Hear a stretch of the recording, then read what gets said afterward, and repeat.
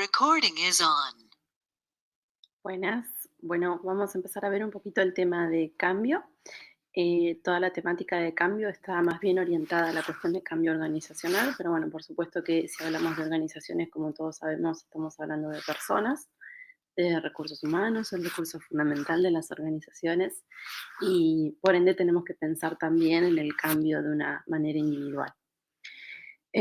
Por ahí para hacerlo un poquito más llevadero y no estar mirándome a mí, que no tiene mucho de lindo, lo que vamos a hacer es ir viendo las filminas, ¿sí? Así que yo voy a compartir ahora las filminas, que en realidad las comparto desde el Dropbox, porque no sé todavía cómo hacer para compartir directamente la pantalla del Power. Así que bueno, vamos a ir mirando las filminas así, se ven completas, por ahí no es la mejor visualización, pero se ven, así que ya vamos a ir aprendiendo y vamos a ir mejorando todo esto con su ayuda, por supuesto.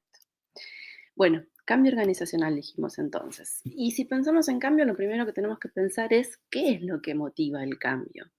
Y un montón de cosas, ¿no? Millones de cosas. Todo, de hecho, motiva el cambio. No hace falta más que evaluar la realidad que estamos viviendo hoy en día para darnos cuenta que hay un millón de factores externos que incluso son impredecibles, que nos obligan a estar cambiando, ¿no? Y adaptándonos a esos cambios, porque si no nos adaptamos, perdemos. Bien, aquí hay algunas de las cuestiones que en la bibliografía se definen como aquellas que obligan al cambio organizacional. La tecnología, que constantemente se está actualizando, la globalización, que también hace que nosotros tengamos acceso a esa tecnología y a información de qué es lo que pasa mundialmente.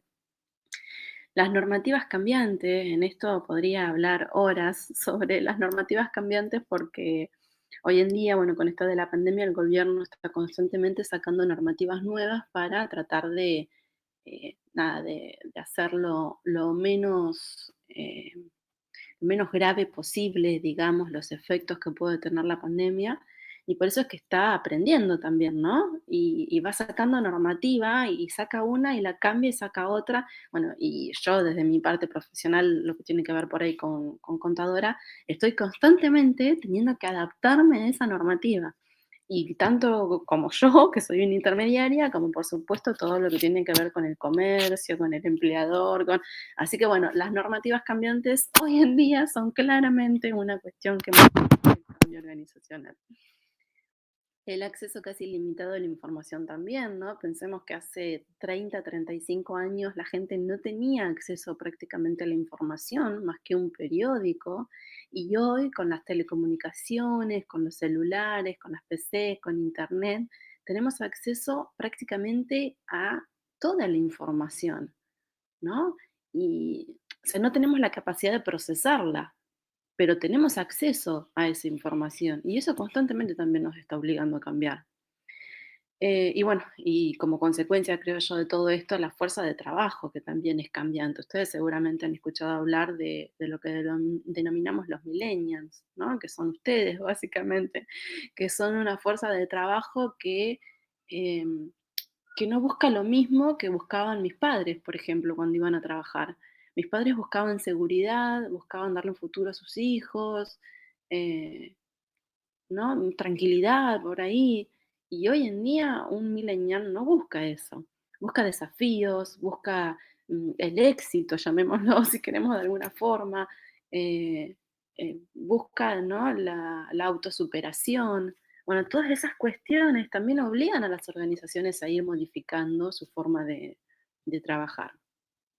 Bueno, acá una definición de cambio. Dice, se puede definir como la capacidad de adaptación de las organizaciones a las diferentes transformaciones que sufre el medio ambiente interno y externo. Bien, porque hasta acá por ahí, sacando la fuerza laboral, veníamos hablando mucho de qué es lo que pasa externamente, pero todo lo que tiene que ver con el interior de la organización también nos obliga a ir cambiando. Esto, por ejemplo, de la fuerza laboral, ¿sí?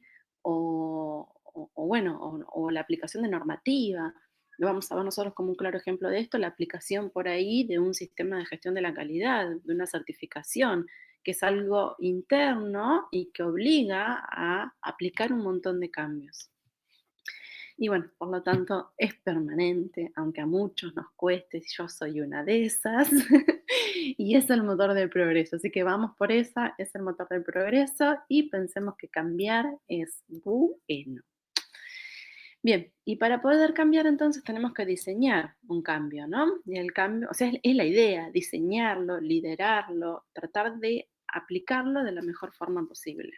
Y esto de cambiar es, estamos en una situación A y queremos estar en otra situación B. Bueno, lo que diferencia esas ambas situaciones podemos decir que es el cambio que debería de haber, ¿sí? Una frasecita de Darwin dice, no es la especie más fuerte la que sobrevive, ni la más inteligente, sino la que responde mejor al cambio. Hoy en día me parece que también es una frase muy vigente.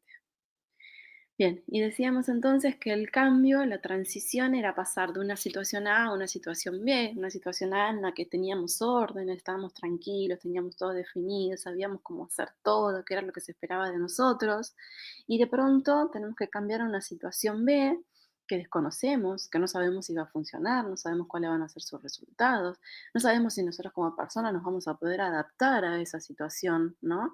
Entonces, en el medio, entre esto que conozco, que estoy cómoda, que me sirve, que me es funcional, y eso otro que desconozco, que me da miedo, que me da terror, tengo un caos, caos. Y es un poco lo que estamos viviendo, me parece, hoy en día, ¿no? A nivel mundial. Es qué va a pasar después de todo esto. ¿Qué va a pasar con la economía? ¿Cómo va a terminar? Bueno, tratemos de sobrellevar ese caos entonces de la mejor manera posible. Bien, y decíamos entonces que pasar de una situación a otra, de una situación A a una situación B, implica cambio. Y ese cambio lo podemos definir, si quisiéramos, o delimitar en distintas fases de transición, ¿sí? Eh, por ahí uno dice, bueno, pasar de A a B es facilísimo. No, pasar de A a B es muy complicado y sobre todo cuando hay mucha gente de por medio, ¿no? Por eso es que el hecho de definir estas 4 fases distintas por ahí nos da la posibilidad de tomar estrategias distintas para cada una de esas fases, ¿no? Entonces decimos que en un principio la gente, o nosotros mismos, lo que hacemos ante la necesidad de cambio es negarlo. No, no, no, no hace falta cambiar, no, estamos bien así, estamos perfectos, no necesitamos la cuarentena, no necesitamos nada, porque estamos bien, porque no va a pasar nada, porque es todo mentira. Eso es lo primero. Después pasamos a la resistencia, ¿no? Y ahí es como que, bueno, sí, está bien, hay que cambiar, pero no, no quiero porque así estoy mejor, porque las consecuencias del cambio pueden ser peores que quedarme como estoy y demás.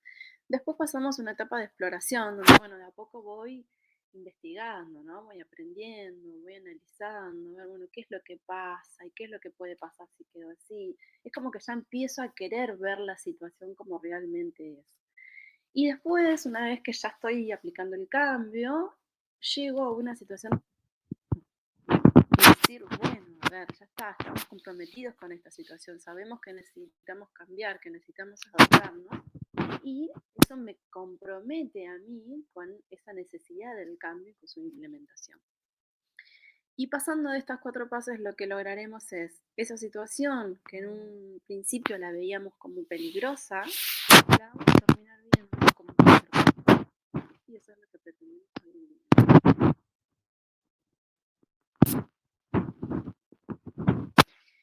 Bien, y si hablamos de la oportunidad del cambio, hablamos de que podemos definir 4 tipos de cambios distintos, 4 situaciones de cambio distintos, ¿no?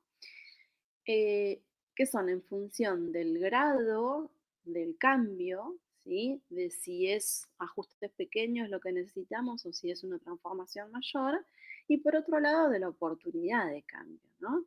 Es decir, si ese cambio yo lo estoy implementando antes de cambios importantes en el ambiente o si lo estoy implementando una vez que ese cambio ya es como consecuencia de algo que pasó en el entorno y que es sumamente necesario, ¿no? Y entonces así decíamos, si el grado de cambio, o sea, si son ajustes pequeños y lo estoy haciendo antes de cambios importantes en el ambiente, estoy hablando de un cambio anticipatorio progresivo, ¿sí? Me estoy anticipando y eso es lo que me dice la oportunidad de cambio. Si estoy haciendo el cambio antes del cambio importante en el ambiente, es un cambio anticipatorio, ¿sí? Caso contrario, es reactivo.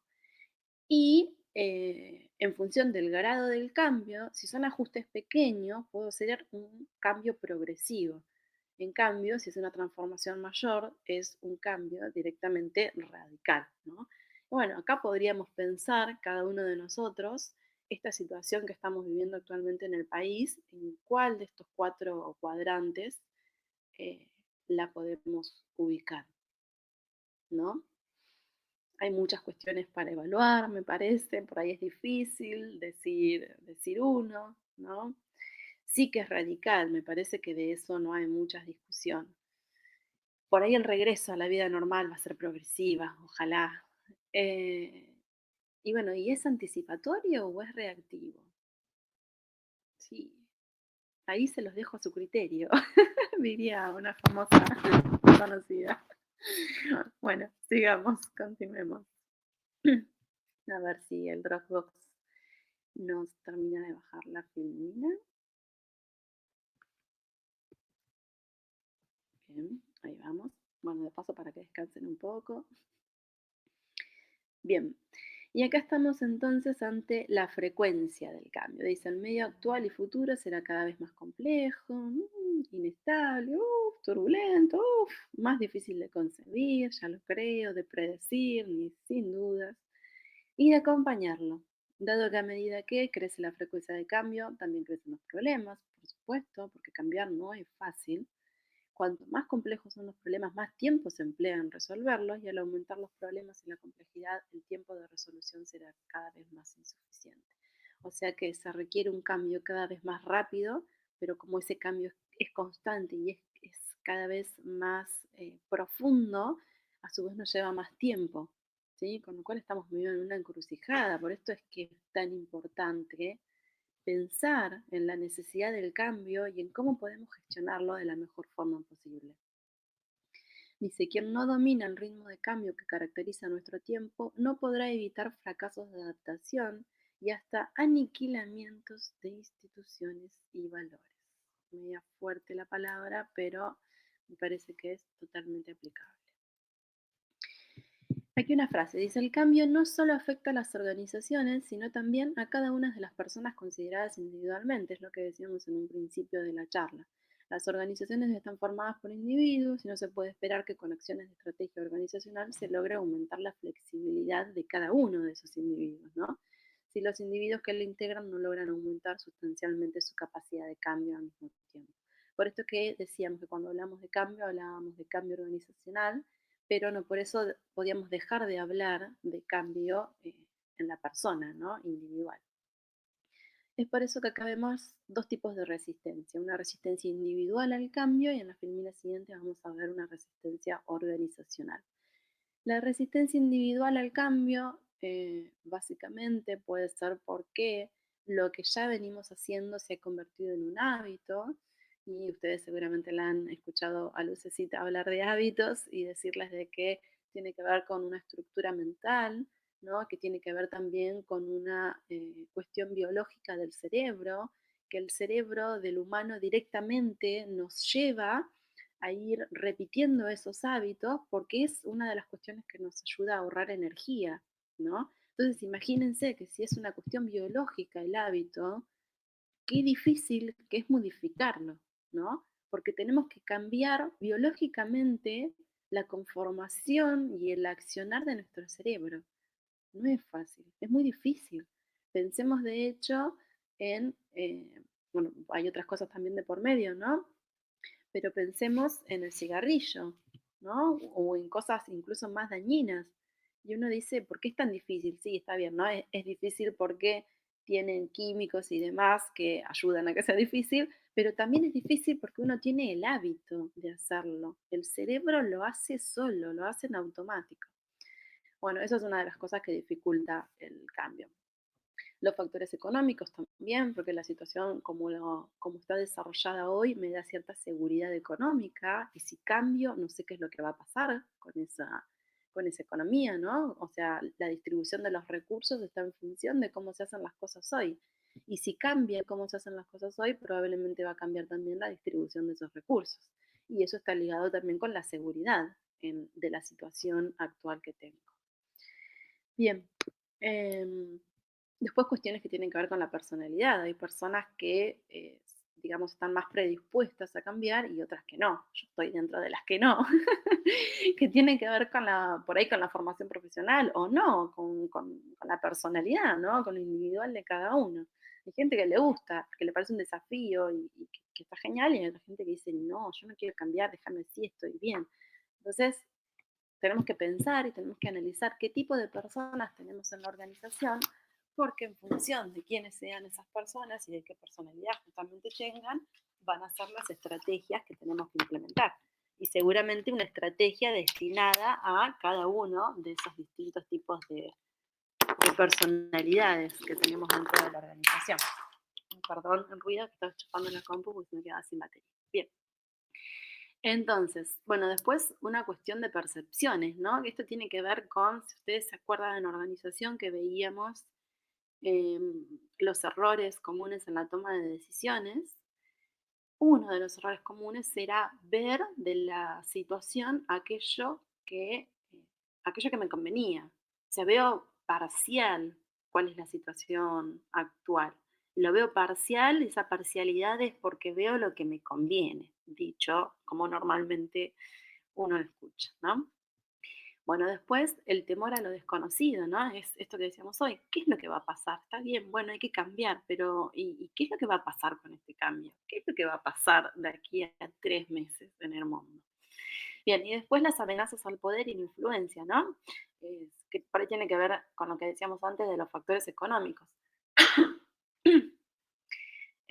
Los recursos, hay recursos económicos y hay otros que tienen que ver por ahí con esto, del poder y la influencia. Y si se cambia la situación actual, si yo tengo hoy en día poder, tal vez la situación que venga me va a quitar parte del poder que tengo y de la influencia. Y por eso puede ser que me esté resistiendo a la implementación de ese cambio.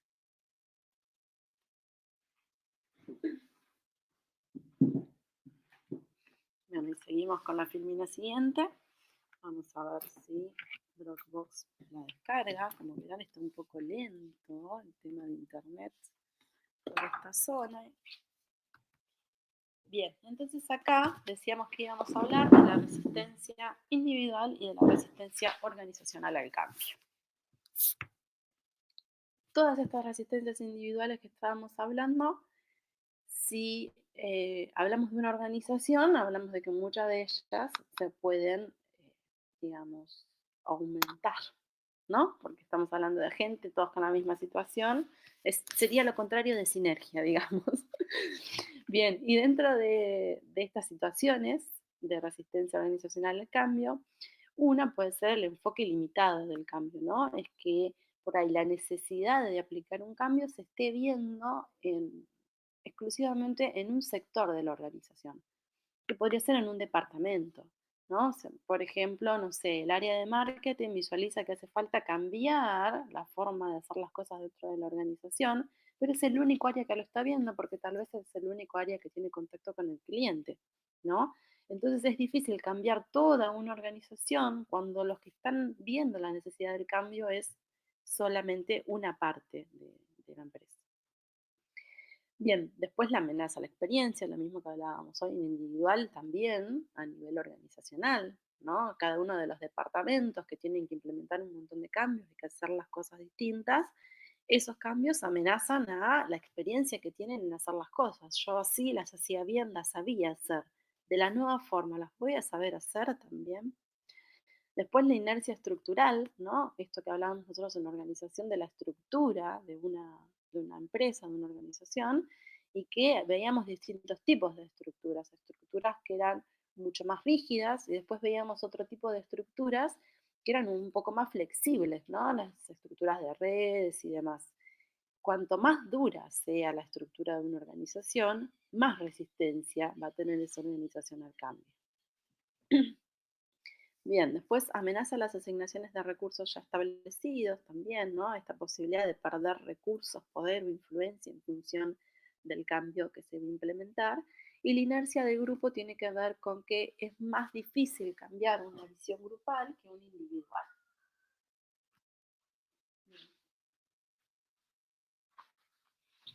¿Y cómo nos damos cuentas de estas resistencias que se están ejerciendo, ya sea a nivel individual o a nivel organizacional? Bueno, hay algunas señales que nos permiten verlo, ¿no?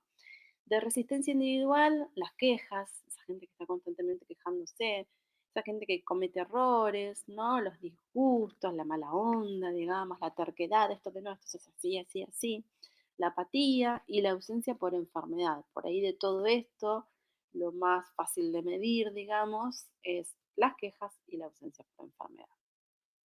Y después algunas señales de resistencia dentro de la organización, ¿no? Accidentes que tienen que ver con esto de hacer las cosas de mala gana, sin prestar atención, el ausentismo también, el sabotaje directamente, la disminución en la productividad por trabajar sin ganas y el aumento de la demanda de atención médica que por ahí está relacionado también con las ausencias por enfermedad.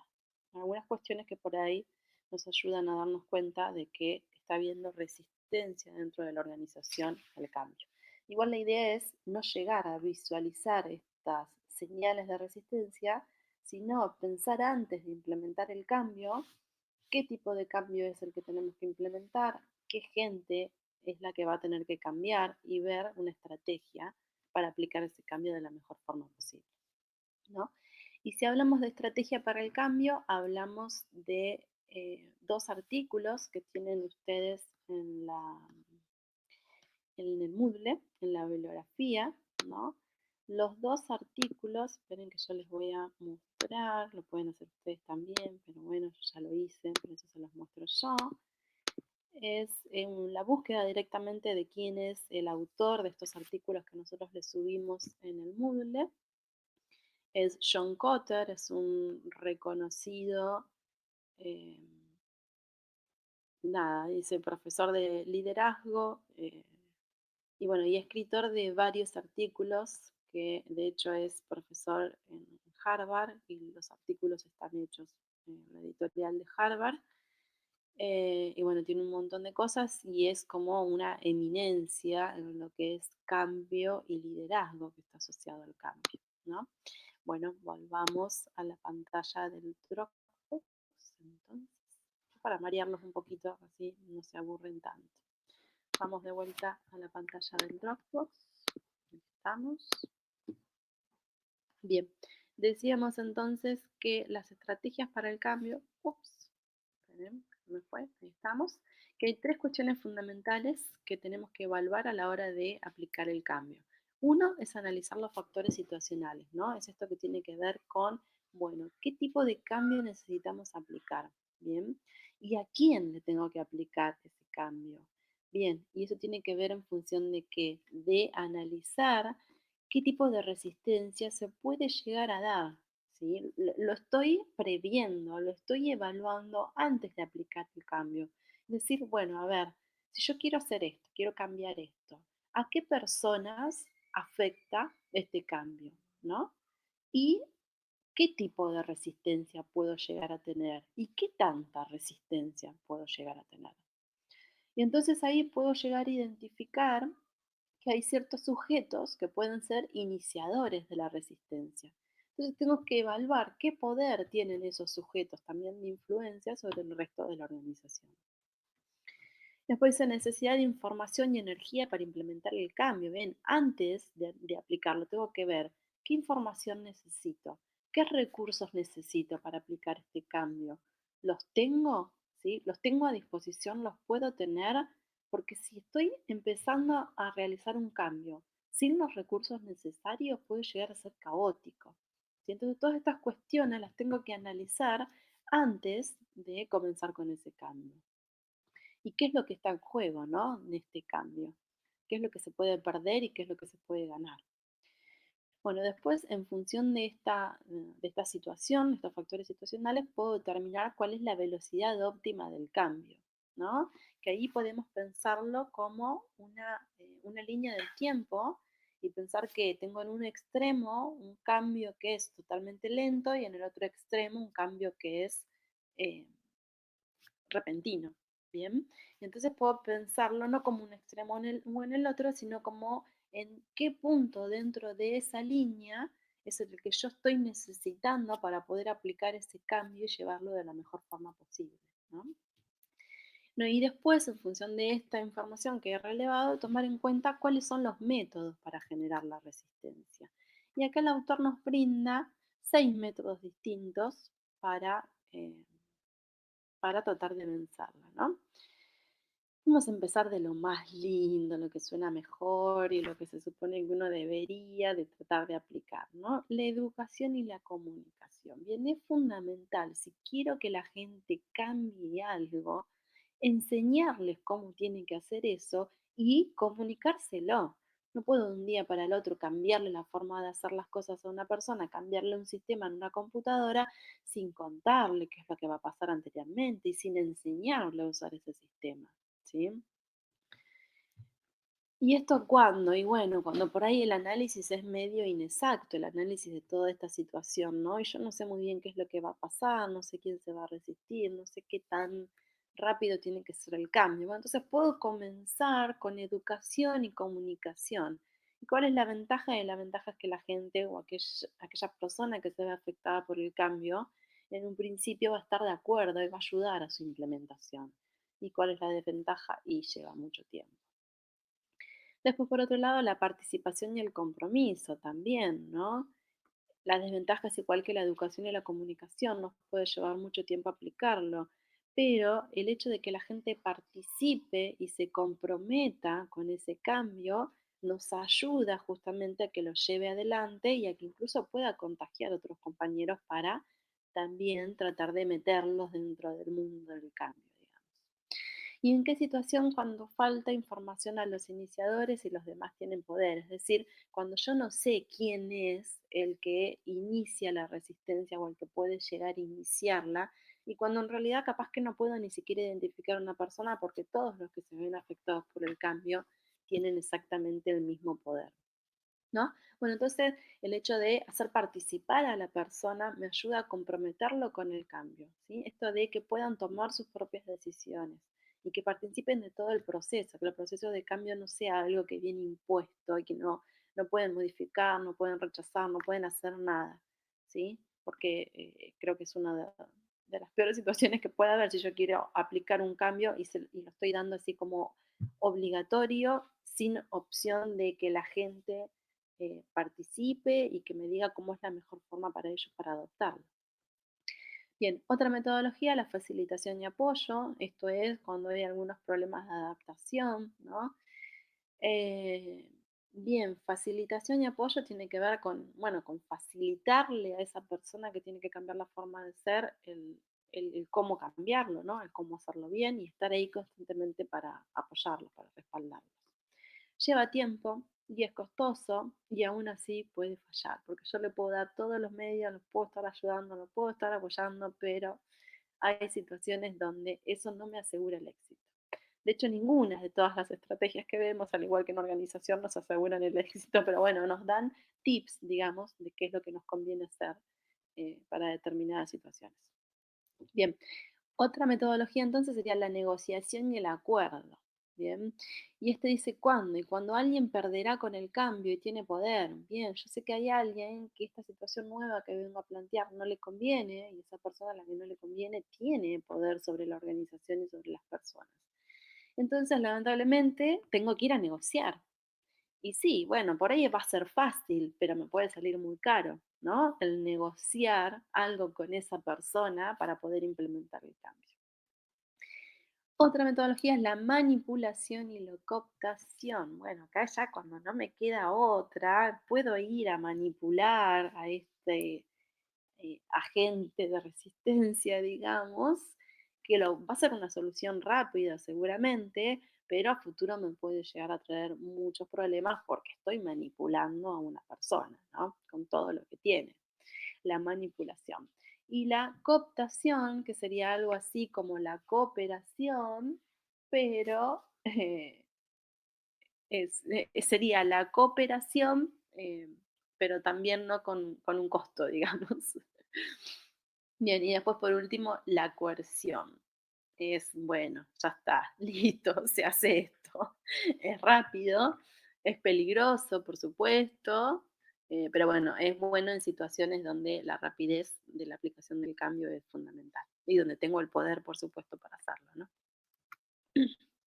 Bien, ese era de uno de los artículos de Kotter. Y acá tenemos otro que habla de 8 pasos para transformar la organización, que tiene que ver con el cambio, ¿no? Y acá lo que tenemos que pensar es que arrancamos de abajo de la pirámide, es como la base, ¿bien? Bueno, y la base entonces para aplicar cualquier cambio es primero establecer un sentido de urgencia. La gente tiene que saber y tiene que entender que el cambio es urgente, que es necesario, que no podemos seguir como estamos, ¿sí? Y por eso es como la base que me va a permitir a mí después poder aplicar realmente el cambio. Necesito que la gente entienda que lo necesita, que hay urgencia de aplicarlo, ¿no? Después formar una coalición tiene que ver con formar un grupo de personas que yo sepa que me pueden ayudar en esa situación de cambio y que ellos vayan a ser como, digamos, como repetidores de esa situación de cambio. Después desarrollar una visión clara, tengo que saber y la gente tiene que saber también qué es lo que pretendemos, a dónde queremos llegar y cómo lo vamos a ir haciendo, ¿no? Entonces tengo que desarrollar esa visión clara y tengo que comunicárselo a todas las personas que afecta. Eliminar obstáculos. Y bueno, si hay cosas que me están obstruyendo este cambio y todos sabemos que es urgente y sabemos a dónde vamos y que necesitamos ir ahí y hay cosas que nos están impidiendo llegar a esa situación que estamos buscando, tenemos que eliminar directamente aquellos obstáculos que se vayan presentando. Y a veces esos obstáculos tienen que ver con gente. Es horrible, por supuesto, pero hay que buscar la forma de, si no podemos lograr que cambien y que se adapten, ¿no?, a la nueva situación, tenemos que pensar en reestructurarlos, cambiarlos de función, no sé, pero no podemos permitir que por una o por algunas personas toda la organización se quede en el tiempo y en definitiva termine muriendo, ¿no? Entonces necesitamos eliminar esos obstáculos por el bien de toda la organización. Bueno, y después asegurarse triunfos a corto plazo. Perdón, me quedé pensando, no estoy mandando a matar a nadie con eso de eliminar obstáculos. Eliminar es correrlos, chicos, por favor, no malinterpreten. Bien, seguimos entonces. Asegurarse triunfos a corto plazo. Esto es importantísimo, no solamente para el cambio, sino para todo. Cualquier cosa que vayamos a hacer, no podemos postergar ese sentimiento de haberlo hecho bien para el final de un proceso, sobre todo si ese proceso es largo, ¿no? Porque en el medio nos cansamos, nos desanimamos y abandonamos. Entonces necesitamos tener triunfos a corto plazo que nos vayan mostrando que vamos por el camino correcto, ¿sí? A nosotros y a nuestro equipo de trabajo. Y después construya sobre el mismo cambio, ¿no? O sea, pensar en que esto de ir cambiando es, nada, es algo que lo vamos a necesitar constantemente y que seguramente nos va a ir obligando a ir haciendo cambios respecto de esa, digamos, estrategia de cambio que teníamos planteada, ¿no? Y bueno, y después anclar el cambio en la cultura de la empresa. Cuando hablamos de cambio organizacional y de cultura organizacional, estamos hablando de dos cosas que una en un principio diría que son opuestas, ¿no? Porque uno habla de cultura, es la forma de hacer las cosas, es lo que está aprendido, inmerso dentro de la organización, y por otro lado estamos hablando de cambiarlo. Pero está bien, ¿no? El cambio como un constante tiene que ser parte de la cultura de la organización, el saber que necesitamos adaptarnos, ¿sí? Y que sea parte de cómo se hacen las cosas, ¿sí? Nosotros hacemos las cosas cambiando, nos adaptamos a qué es lo que pasa en el entorno y en el interior de la organización. Bueno, y acá le subimos también al Moodle un videíto que tienen el link ahí de los 8 pasos de Kotter, que está bastante gráfico y pasa, nada, no sé si divertido, pero bueno, un poquito por ahí más divertido que la explicación mía. Bueno, para lograr el cambio entonces con éxito necesitamos tener una visión hacia dónde vamos, tener la capacitación para hacerlo, tener la motivación, las ganas, tener los recursos necesarios, ya sean materiales, económicos, humanos, y tener un plan, ¿no? Necesito de estas 5 cuestiones. Si alguna de estas 5 cuestiones no las tengo, el cambio va a ser un fracaso, ¿sí? Si no tengo visión, si no sé a dónde voy a crear confusión entre el equipo de trabajo. Si no tengo capacitación, voy a tener ansiedad en el equipo de trabajo, porque la gente va a querer, va a tener todo para hacerlo, va a estar motivada, va a tener un plan, sabe a dónde vamos y todo, pero no tengo la capacitación para hacerlo, no sé cómo. Después, si falta motivación, va a ser un cambio muy lento, porque si la gente no tiene ganas, va a hacer las cosas muy despacio. Si faltan recursos, la gente se va a frustrar porque tengo todo, tengo la visión, tengo la capacitación, estoy súper motivada, tengo un plan, todo, pero no tengo la máquina, la plata. Y si falta un plan, voy a arrancar en falso. Voy a arrancar a hacer el cambio, pero como no sé cuáles son los pasos siguientes, tampoco voy a poder llegar al éxito. Bien, sigamos entonces. Cuando Dropbox nos termine de bajar la filmina, va lento. Dice, en el cambio profundo hay aprendizaje. La organización no se limita a hacer algo nuevo, crea capacidad de hacer las cosas en una forma distinta. En efecto, crea capacidad para el cambio continuo. Es esto que decíamos recién de que el cambio sea parte de la cultura organizacional, ¿no? Y este señor, Peter Senge, no sé si se acuerdan, lo vimos en Organización y Gestión. Bien, y acá le habíamos subido un videíto medio largo, 40 minutos, de Stanislao Barach, que es también un referente en lo que tiene que ver con cambio, con creatividad de cambio, y que a mi gusto estaba muy bueno, por eso es que se lo subimos para que si tenían ganas y tiempo, los que no están trabajando, que aprovechen y lo miren y lo conozcan si no lo conocen. Es el autor de Ágilmente, que es un libro que a mi criterio está muy bueno para leerlo también. Bueno, 3 conceptos fundamentales para liderar el cambio entonces. 3 cuestiones que ya vimos en organización también. Hablamos de motivación, hablamos de comunicación y hablamos de trabajo en equipo. Y las vimos recién también como parte de las estrategias que podemos o que necesitamos implementar para implementar el cambio, ¿no? ¿Y motivación para qué sirve? Y bien, bueno, para llegar a donde queremos llegar. Es muy sencillo, ¿no? Sin motivación no llegamos a aquello que planteamos por ahí como un destino. ¿Y cuándo motivar? Y siempre. Y más si tenemos un equipo de trabajo, si tenemos personal, constantemente tienen que estar motivados. Un empleado que trabaja sin motivación probablemente nos va a llevar a cuestiones que queremos evitar, ¿no? Ausentismo, mala gana y demás. Comunicación ya hemos visto un montón también y vimos en organización y seguramente con Luz, los que hicieron el taller de liderazgo, vieron más todavía. Dice, la comunicación es la herramienta esencial a través de la cual se organizan las acciones de las personas en una organización. Y esto, una frasecita que me gustó a mí, dice, nuestro peor problema de comunicación es que no escuchamos para entender, sino que escuchamos para contestar. Y sí, es bastante real. Normalmente uno escucha para ver, bueno, a ver con qué te puedo retrucar. No es que estoy escuchando para entender. También tiene que ver con la personalidad, ¿no? Bien, y después de trabajo en equipo. Dice, ninguno de nosotros trabajando solo puede lograr lo que podemos alcanzar haciéndolo todos juntos. Eso es sinergia, ¿sí? Un equipo de trabajo logra mejores resultados que cada uno de sus miembros en forma particular. ¿Y para eso qué necesitamos? Y bueno, necesitamos compromiso de la gente que conforma ese equipo de trabajo. Necesitamos confianza en el otro. Necesitamos poder comunicarnos con esa otra persona. Necesitamos estar coordinados, ¿no? Para realmente no realizar la misma tarea si no es necesario 2 personas y para que lo que yo haga le sirva al otro y demás. Y necesitamos complementarlos. Aquello que yo no tengo lo puede tener otra persona del equipo de trabajo. Y a eso es a lo que vamos cuando decimos la diversidad enriquece, ¿no? Un concepto que para mí es fundamental a la hora del trabajo en equipo. Eh, Uno por ahí cuando era chico tenía esa conciencia de, no, yo me junto con este porque es parecido a mí y con este porque es parecido a mí.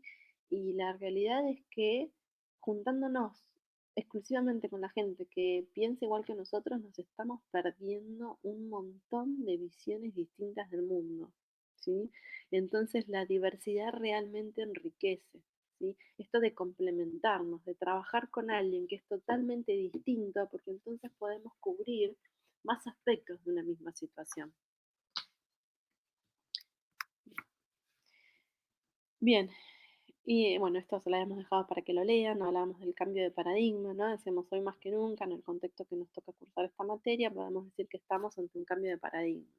Un tercio de la población mundial, y hoy me parece que ya es más, se encuentra aislado socialmente en un esfuerzo por frenar la pandemia del COVID-19. Seguramente de esta crisis surgirán nuevas formas de ver las cosas, como ya lo estamos viendo, sin dudas. Unamos esfuerzos para sobrepasar la turbulencia y evaluemos la situación como una gran oportunidad de cambio, ¿sí? Pensémoslo con positivismo, pensemos que tenemos que poder encontrar y ver las formas de salir de esto de la mejor forma posible y aprovechemos esta situación para cambiar aquellas circunstancias que sabemos que no nos van o no nos iban a llevar a buen camino, ¿no? Bien, acá la última que tiene que ver con esto que hablábamos recién del cambio de paradigma, ¿no? Que bueno, todavía se está hablando mucho y todo esto es muy nuevo, ¿no? Pero se habla realmente de que va a haber un cambio de paradigma a nivel mundial porque va a haber una nueva forma de hacer las cosas, sobre todo por ahí por el efecto que puede tener esto del aislamiento en la economía a nivel mundial, ¿no? Entonces se habla de que hay que ver si el modelo económico que teníamos hasta ahora, si puede soportar esta situación o si realmente esto va a llevar a una nueva forma de hacer las cosas a nivel mundial.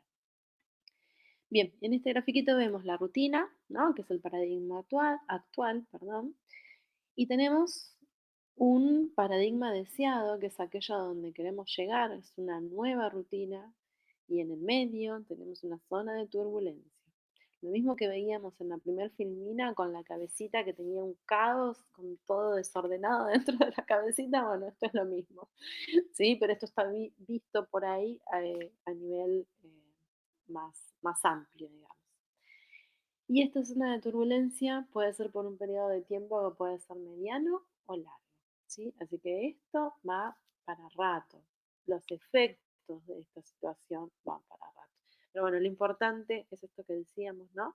De pensar que el cambio tiene que ser una oportunidad, ¿no? Y que el cambio no es algo que se da como viene, sino que es algo que se tiene que planear, ¿sí? Se tiene que buscar una estrategia y sobre todo porque en el cambio participan personas. Bueno, espero que les sea útil, aunque sea como para hacer un poco más llevadero e ir mirando las filminas. Tienen bibliografía de respaldo de esto y cualquier duda que tengan, estamos con todos los canales a disposición de ustedes, ¿sí? Por WhatsApp, por mail, por el Moodle, por donde les sea más cómodo, pero estamos para tratar de que esto no sea tiempo perdido, ¿no? De poder avanzar y nada, y no perder básicamente los contenidos y, ni el tiempo, digamos. Que podamos avanzar, que podamos hacer la cursada dentro de la normalidad que nos permite la situación, que podamos seguir. Bueno, chicos, nos vemos pronto.